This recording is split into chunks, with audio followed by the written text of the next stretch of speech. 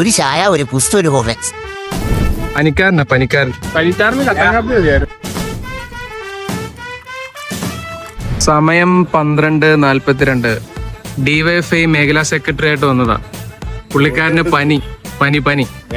നമ്മള് പണ്ടിയാനോടൊപ്പം ശക്തിയും കൊണ്ട് ഹോസ്പിറ്റലിലേക്ക് പോവുകയാണ്. എന്താ പോന്നത്? കേറുന്നില്ലേ? പനിക്കാരൻ ഞങ്ങളുടെ നാട്ടിലെ പണിക്കാരൻ. സർട്ടിഫിക്കറ്റ്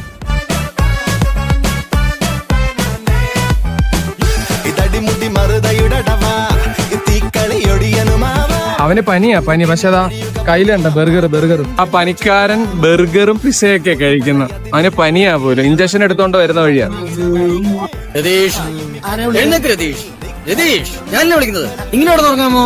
രതീഷ്, ഒരാഴ്ചയല്ലേ ജില്ലും കൂട്ടി കിടന്നുള്ളത്.